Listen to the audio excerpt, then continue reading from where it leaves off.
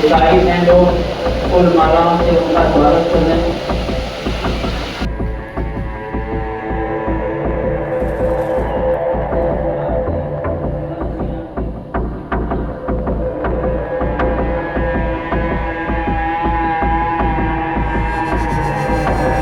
काफी लोगों का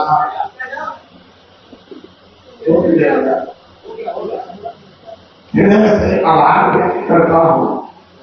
या बिहार के सुधार के लिए, बिहार की व्यवस्था परिवर्तन के लिए शुरू हुए इस प्रयास में अपना कंधा, अपना अनुभव, अपने चरित्र से कुछ योगदान करने जा रहे हैं।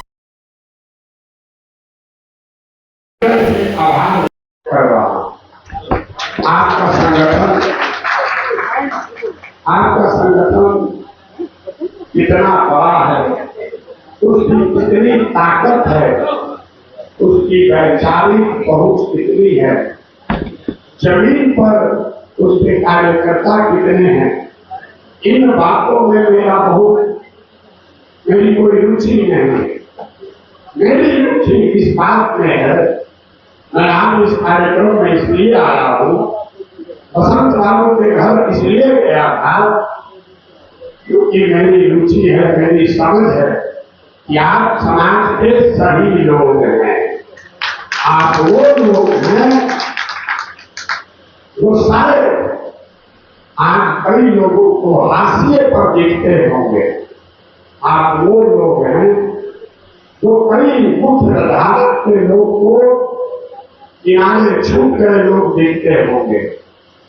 आप वो लोग हैं जिनको बहुत लोगों को, जिनमें कमजोर विचारधारा को पकड़कर छूट गए लोग दिखते होंगे। लेकिन मुझे आप में समाज का सही व्यक्ति दिखा, इसलिए आपके पास आए। और आप ये जन सुराज का यही अभियान है। ये नागरिक राजनीतिक मोर्चा, ये तो कोई संस्था है, उससे जुड़े हुए कुछ लोग हैं। रुचि उसमें नहीं है, रुचि उस विचार में है, रुचि उस चरित्र में है, रुचि आपकी इस भावना में है कि चाहे अंधेरा कितना भी ज्यादा हो, इसमें दिया जलाने का प्रयास रुकना नहीं चाहिए। और आपने वो प्रयास पिछले कई सालों से अपने स्तर पर जारी रखा है। इसके लिए आप मेरे अभिनंदन का, साधुवाद का और मेरे प्रणाम का आप भागीदार हैं, इसलिए आपका स्वागत कर रहे हैं। दो बातें मैं जन सुराज के बारे में आपको बताऊंगा। आप में से ज्यादातर लोग मैं बसंत जी के समाज में समानता और सहकारिता के विचारों से प्रभावित हूँ।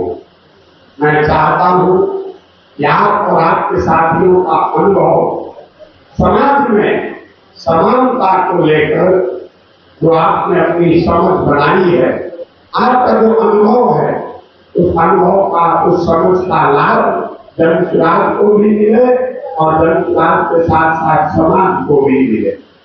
इसी के साथ सहकारिता के जरिए आर्थिक विकास जो एक बहुत बड़ा हथियार बिहार में समानता का हो सकता है, मैं आने वाले समय में बसंत बाबू को उस क्षेत्र में जन सुराज के साथ मिलकर एक बड़ा प्रयास करते हुए देखता हूँ।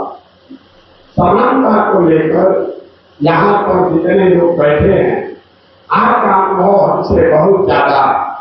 आपने समाज में निचले स्तर पर, बौद्धिक स्तर पर आंदोलनों के जरिए समानता आए, आर्थिक, सामाजिक, शैक्षणिक समानता को लेकर आपने बहुत काम किए हैं। जन सुराज के तहत हम लोग सिर्फ दो ही बात बता रहे। पहली बात, समानता सिर्फ जाति की संख्या के आधार पर न हो। हमने कहा कि जिसकी जितनी संख्या है उसको उतनी भागीदारी मिलनी चाहिए। लेकिन ये बात तो सब लोग बहुत सालों से कह रहे हैं।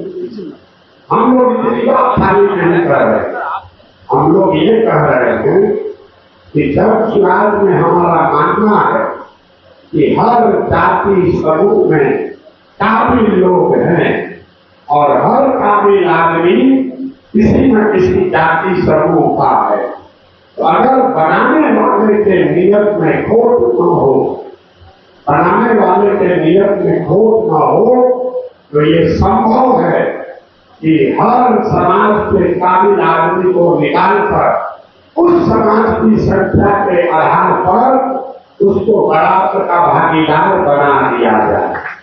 तो अति पिछड़ा समाज को 70 लोगों को इसलिए नहीं भागीदारी मिलेगी कि वो 70 अति पिछड़ा जातियों के 70 लोगों को भागीदारी इसलिए मिलेगी क्योंकि सैकड़ों की संख्या में, हजारों की संख्या में जो काबिल लोग हैं, जो अति पिछड़ा समाज के हैं, उनको जब चुनाव की जगह दी जाए तो दूसरों के मुकाबले उनको कितना जगह मिलना चाहिए उसको तय करने में उनकी जाति की संख्या का ध्यान रखा जाएगा। पैमाना काबिलियत है, जात नहीं है। और ये जो लोग बताते हैं, जो काबिलियत को काटता है वो समानता का सबसे बड़ा विरोधी है, क्योंकि वो आपको बता रहा है कि आपको जगह इसलिए मिलेगी कि आप एक जाति के हैं। हम ये कह रहे हैं कि आपको जगह इसलिए मिलेगी कि आप काबिल आदमी हैं जो किसी जाति के भी हैं। ये फर्क है धर्म स्वराज की समानता के नारे में और जो दूसरे लोग नारा लगा रहे हैं। और एक अंतिम बात, समानता हमारे लिए जन स्वराज में समानता सिर्फ राजनीतिक भागीदारी नहीं है, नौकरियों में आरक्षण नहीं है। समानता को संपूर्णता से अगर समझना है तो जब तक शिक्षा में समानता नहीं आएगी, जब तक भूमि के अधिकार में समानता नहीं आएगी, जब तक पूंजी के बंटवारे में समानता नहीं होगी, तब तक सिर्फ नौकरियों में और दलों में राजनीतिक आरक्षण करने से समाज को समानता नहीं आ सकती है। इसलिए जन स्वराज की सोच है कि राजनीतिक और सरकारी नौकरियों में, सरकारी प्राइवेट नौकरियों में आरक्षण की व्यवस्था के साथ साथ समाज को शिक्षा, भूमि और पूंजी में समानता आए, इसके लिए भी प्रयास करना होगा। और जन स्वराज के प्रस्तावना में, हम लोग के संविधान में आप इन बातों को लिपिबद्ध पाएंगे। आप सब इस व्यवस्था से जुड़ रहे हैं। मैं आपको इतना ही आश्वासन दे सकता हूँ कि जिस ईमानदारी और शुद्धता से इस प्रयास को हम लोगों ने शुरू किया है, मेरी कोशिश होगी कि उस ईमानदारी और शुद्धता में कोई कमी न पाए। मेरे आचार, विचार, व्यवहार से कभी भी आपको शर्मिंदगी न उठानी पड़े। मेरे से कोई ऐसी काम गलत न हो जिससे कि आपको ये लगे कि मैं जुड़कर गलत जगह पर आ गया।